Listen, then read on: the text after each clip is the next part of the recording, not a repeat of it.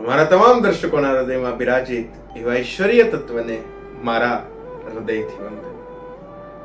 મિત્રો, ઈશ્વરની કૃપા ક્યારે અધૂરી હોતી જ નથી. આપણી અપેક્ષાઓ વધારે હોય છે.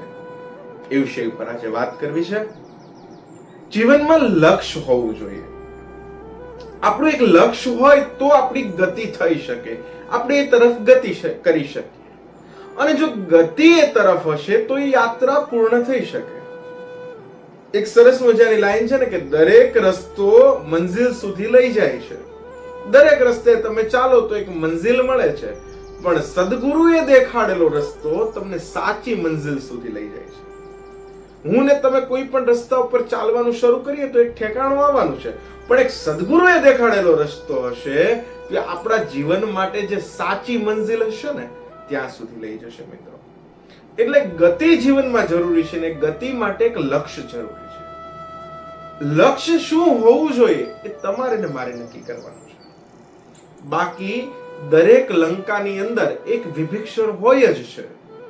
એટલે કે તમારા કદાચ અનેક દુર્ગુણો હોય, આપણા એની અંદર પણ એક સદગુણ પડેલો હોય છે. અને દરેક અયોધ્યાની અંદર એક મંથરા પણ હોય છે કે કદાચ બધા જ સદગુણો હોય પણ એમાં પણ એક દુર્ગુણ પડ્યો છે.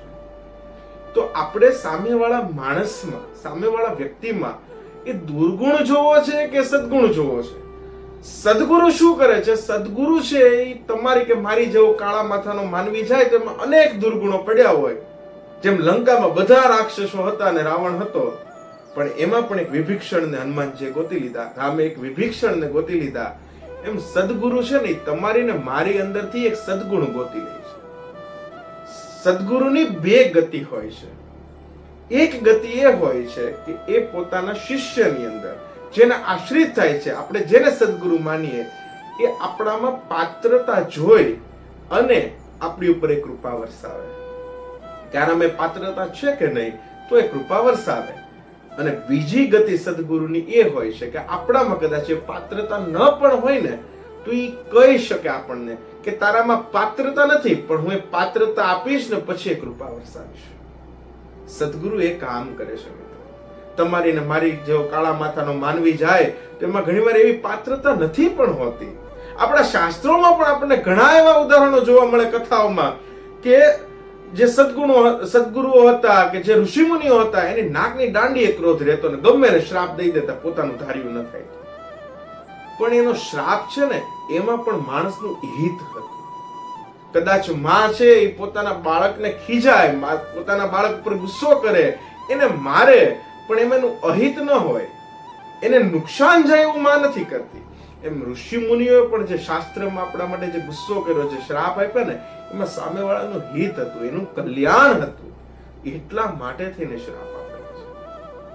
તમને ખોટા રસ્તે લઈ જાય, તમારામાં એક દુર્ગુણ ઉભો કરે એવો ખોટો પ્રેમ કરતા એક તમારામાં સદવિચાર ઉભો કરે, તમારે આખી જિંદગીનો ટર્નિંગ પોઈન્ટ બનાવી દે એવો ગુસ્સો કે એવો શ્રાપ જીવનમાં સારો છે ને જરૂરી છે.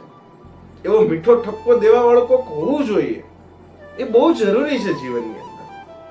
આપણી તકલીફ એ છે કે આપણે એવું માની લીધું છે કે ભગવાન છે એ અપ્રાપ્ય છે, પણ ભગવાન પ્રાપ્ય છે અને સંસાર અપ્રાપ્ય છે. સંસારને કોઈ પ્રાપ્ત કરી શકતું નથી. કોઈ માણસ, એવા કેટલાય માણસો આવીને દુનિયામાંથી વયા ગયા, એને કોઈ આજીવન યાદ પણ નથી કરતું. આજ આને યાદ કરીએ, કાલ એના કરતા કોઈક નવો માણસ આવે એટલે આપણે એને યાદ કરશું. આ સંસાર છે ને અપ્રાપ્ય છે, પણ ઈશ્વર જે મારીને તમારી અંદર બેઠેલો છે બસ એ પ્રાપ્ય છે. એ ઝડપથી મળી જાય એવો છે. ઈશ્વર તાત્કાલિક તમને ને મને મળી જાય છે. બસ એક શ્રદ્ધાથી, એક ભરોસાથી, એક નાભીના નાદ સાથેનું નામ સ્મરણ થઈ જાય ને તો એ તરત મળી જાય. કેટલાય લોકોને ઈશ્વર મળી ગયા, પણ આપણી તકલીફ એ છે કે આપણે એને નથી ગોતવા. આપણે સંસારની જે નાની મોટી મોહમાયાઓ છે એમાં પડ્યું રહ્યું છે. પણ જો કોઈ સદગુરુને ગોતી લીધા હશે, સદગુરુ શું કરે? સદગુરુની પોતાને તો એને તો માયા સ્પર્શી શકતી જ નથી, પણ સદગુરુની નજીકમાં પણ જેટલા હોય ને, એ વાયુમંડળની અંદર જેટલા રહે ને, એને પણ કોઈને માયા સ્પર્શી ન શકે. દુનિયા ત્રિવિધ તાપની અંદર બળે છે, પણ જો કોઈ સાચો સદગુરુ પકડી લીધો હશે ને, કોઈ ઠેકાણું એવું પકડી લીધું હશે ને, તો તમને પણ આ દુનિયામાં વાંધો નહીં આવવા દે. અને તમને દ્રષ્ટિ પણ આપે છે કે જ્યારે જ્યારે માણસને એવી તકલીફ ઊભી થાય પણ એ સદગુરુના સાનિધ્યમાં હશો ને તો એ તમારા માટે એક સરળતાથી નીકળી જાય. સુડીનો ઘા છે ને સોયથી પતાવી દે ને સદગુરુની કૃપા. તો એની કૃપા છે ક્યારે અધૂરી નથી હોતી, પણ તકલીફ ઈ છે કે આપણી ઈચ્છાઓ એટલી બધી અનંત છે કે સદગુરુને આપણે ઓળખી શકતા નથી. પૂજ્ય શામળા બાપા થઈ ગયા રૂપાવટી પાસે, અને એમાં મોહન બાપા એક સરસ મજાની લાઈન લખેલી છે કે સ્વાતિ વાદળ થઈ વરસે જોગી, અખંડ એક જ ધારો, જીરવે જણતો નીપજે મોતી, સફળ થાય જન મારો. કોઈ છીપનો મોતી થાય તો મોહન નામ ધરાય. આખી કડી છે ભજનની કે સ્વાતિ વાદળ થઈ વરસે જોગી, અખંડ એક જ ધારો, જીરવે જણતો નીપજે મોતી, સફળ થાય જન મારો. કોઈ છીપનો મોતી થાય મોહન નામ ધરાય. સ્વાતિ વાદળ થઈ વરસે જોગી. સ્વાતિ નક્ષત્રનું જે જળ વરસતું હોય ને એ આખી દુનિયા ઉપર, આખી પૃથ્વી ઉપર સરખું વરસતું હોય છે. સ્વાતિ વાદળ થઈ વરસે જોગી, અખંડ એક જ ધારો. એમ ગુરુની કૃપા પણ આખી દુનિયા ઉપર જે કોઈ શિષ્ય એના શરણે જાય, એનો આશરો ધારણ કરે, એની ઉપર સરખી વરસતી હોય છે. પણ એ સ્વાતિ નક્ષત્રનું જળ સરખું વરસતું હોય, એ કોઈ છીપના મોઢામાં જાય તો એ મોતી બનીને નીકળે છે.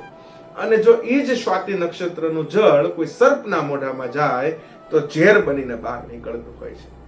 એમ સદગુરુની કૃપા છે, ભગવાનની કૃપા છે, તમારી મારી ઉપર સરખી વરસે છે. બસ આપણું પાત્ર કયું છે ને એના ઉપર નક્કી થાય છે કે ઝેર બનશે કે મોતી બનશે.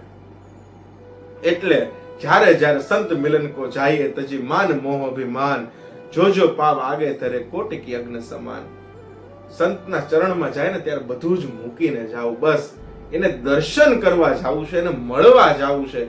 આ ભાવના સાથે જાય ને તો એની કૃપા અપરંપાર દરેક શિષ્ય ઉપર રહેતી હોય છે. આ સાથે અક્ષય મીઠાણીના જય સિયારામ. ફરી નવા વિડીયો સાથે મળીશું.